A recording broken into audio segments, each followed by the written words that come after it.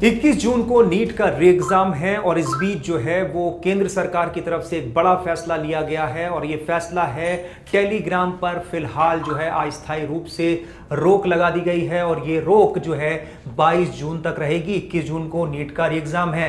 ऐसे आरोप लग रहे थे कि टेलीग्राम के अलग अलग ग्रुप्स पर जो है वो नीट का पेपर लीक हुआ है, उसमें शेयर किया गया है, जिसके बाद केंद्र सरकार ने एनटीए की सिफारिश के आधार पर यह बड़ा फैसला लेते हुए अब फिलहाल अस्थायी रूप से टेलीग्राम पर रोक लगा दी है। ये एक बड़ा फैसला है और इस पर हम और भी जानकारी हमारे साथ अनुभव है। अनुभव के साथ हम ये जानकारी लेंगे। अनुभव, क्या कुछ जानकारी निकल कर आ रही है इस बारे में? सही देखिए, एनटीए की सिफारिश के आधार पर केंद्र सरकार ने फैसला लिया है और ये फैसला इसलिए ज़रूरी था कि पिछले वाला जो एग्ज़ाम लीक हुआ उसमें ऐसी जानकारी थी कि वो सारे जो पेपर्स हैं वो टेलीग्राम के थ्रू उनको लीक किया गया था। जी। तो इसी को देखते हुए इस बार केंद्र सरकार ने फैसला लिया एनटीए के कहने के आधार पे कि हम लोग अभी इसको फिलहाल अस्थायी रूप से टेलीग्राम पे हम रोक लगा देते हैं। साथ ही इसमें एक और ऐड ऑन किया है कि आप 30 जून तक जो पहले से भेजे गए मैसेजेस हैं उन पे आपको एडिट करने का जो ऑप्शन होता है, जैसे आप मैसेज को एडिट कर सकते हैं, तो वो एडिट करने का ऑप्शन भी फिलहाल के लिए अस्थायी रूप से उसको रोक दिया गया है।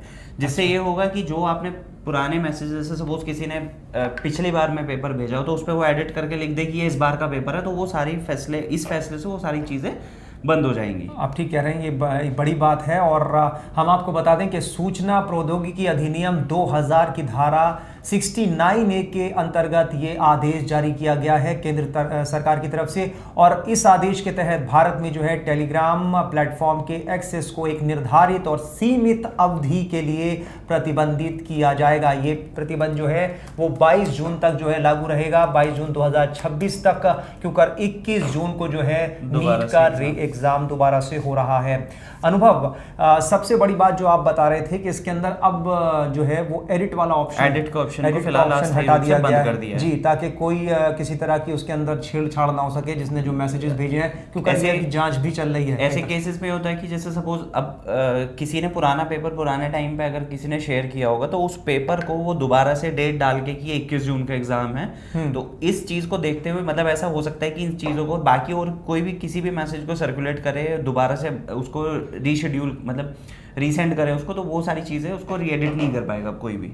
सही कह रहे हैं आप। और अनुभव, इस तरह के मामलों में जो है पेपर लीक के मामले हुए या बहुत से स्कैम्स जो हैं वो आमतौर पर ये शिकायतें आती हैं कि इसमें जो है स्कैमर्स भी जो हैं टेलीग्राम का इस्तेमाल करते हैं और ऐसे में ध्यान में रखते हुए इस चीज़ को जो है वो एनटीए ने, नेशनल टेस्टिंग एजेंसी ने सरकार से ये जो है सिफारिश की थी, जिसके बाद सरकार ने ये बड़ा कदम उठाया है। तो फिलहाल जो टेलीग्राम यूज़र्स हैं वो अब टेलीग्राम इस्तेमाल नहीं कर पाएंगे 22 जून तक और उसके बाद ये इस्तेमाल कर पाएंगे। फिलहाल ये सबसे बड़ा अपडेट है। इससे जुड़ा जो भी अपडेट आएगा वो हम आपको दोबारा देंगे। फिलहाल आप देखते रहिए टाइम्स नाउ नव भारत। मैं सॉरी आपको रोकूंगा मतलब इस बात में, तो मुझे लगता है कि शायद जो पिछली बार एनटीए से गड़बड़ियां हुई हैं उन्हीं को देखते हुए इस बार शायद कुछ ऐसे कदम सरकार की तरफ से, एनटीए की तरफ से उठाए जा रहे हैं ताकि इस बार कोई मतलब हम कह सकते हैं कि फजीहत ना हो, चूक ना हो। जैसे पेपर्स का ट्रांसपोर्टेशन को लेकर नए फैसले लिए गए हैं। इंडियन एयरफोर्स इसमें मतलब आर्मी और एयरफोर्स इसमें मदद करेगी।